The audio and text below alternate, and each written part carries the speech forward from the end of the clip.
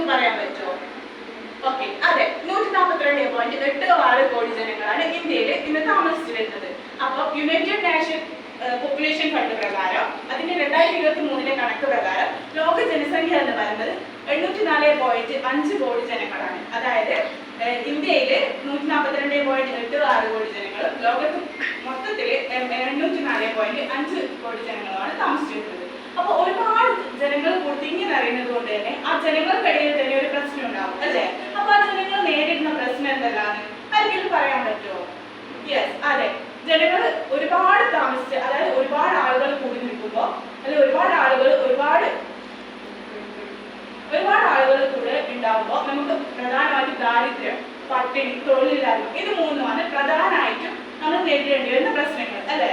അതായത് ഒരുപാട് ജനങ്ങൾ വസിക്കുമ്പോൾ നമുക്ക് പട്ടിണി, അതായത് ഭക്ഷണ ലഭ്യത കുറവുണ്ടാവും, അതായത് പോഷകാഹാര കുറവുകൾ, ഒരുപാട് നമ്മൾ കുറെ പോഷകാഹാര കുറവുകൊണ്ട് മരിക്കുന്നത് നമ്മൾ കേട്ടില്ലേ ന്യൂസ് പേപ്പറിലെല്ലാം? അതെ, അങ്ങനെ ഒന്നും ഉണ്ടാവും. ദാരിദ്ര്യം ഉണ്ടാവും. അതുപോലെ തന്നെ തൊഴിലില്ലായ്മ, അതായത് ഇന്ന് യൂത്ത്സ് ഒരുപാട് ആളുകൾ വരുന്നുണ്ട്.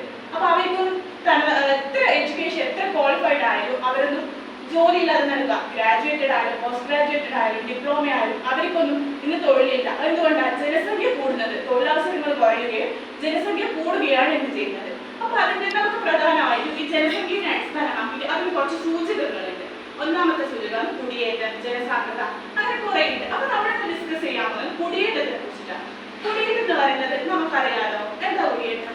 ഒരു സ്ഥലത്ത് നിന്ന് മറ്റൊരു സ്ഥലത്തേക്ക് താൽക്കാലികമായോ അല്ലെങ്കിൽ തൊഴിലാവശ്യത്തിനോ വേണ്ടി മാറി താമസിക്കുന്നതിനാണ് കുടിയേറ്റം എന്നതുകൊണ്ട് അർത്ഥമാക്കുന്നത്. കുടിയേറ്റം രണ്ട് രീതിയിലുണ്ട്. ഒന്ന് രാജ്യാന്തര കുടിയേറ്റവും ആഭ്യന്തര കുടിയേറ്റവും. അപ്പൊ ആഭ്യന്തര കുടിയേറ്റം എന്ന് വെച്ചാൽ എന്താ? നമുക്കറിയാം, നമ്മുടെ നാട്ടിലേക്ക് കുറെ അതിഥി തൊഴിലാളികൾ വന്നില്ലേ, നമ്മൾ ബംഗാളികൾ എന്ന് പറയും. അവരെന്ന് വെച്ചാൽ നമ്മുടെ രാജ്യത്തു നിന്നുള്ളവർ തന്നെയാണ്. അവര് സ്വന്തം രാജ്യത്തു നിന്ന് തന്നെ മറ്റു സംസ്ഥാനത്തേക്ക് വന്ന് താമസിച്ച് ജോലി ചെയ്യുന്നതാണ്. അതാണ് ആഭ്യന്തര കുടിയേറ്റം കൊണ്ട് അർത്ഥമാക്കുന്നത്. ഇനി രാജ്യാന്തര കുടിയേറ്റം എന്താ? നമ്മുടെ വീട്ടിൽ നമ്മുടെ അച്ഛനും അമ്മയും ഏട്ടന്മാരും അമ്മമാരെല്ലാം ഗൾഫ് രാജ്യങ്ങളിൽ പോയിട്ട് പണിയെടുക്കുന്നില്ലേ?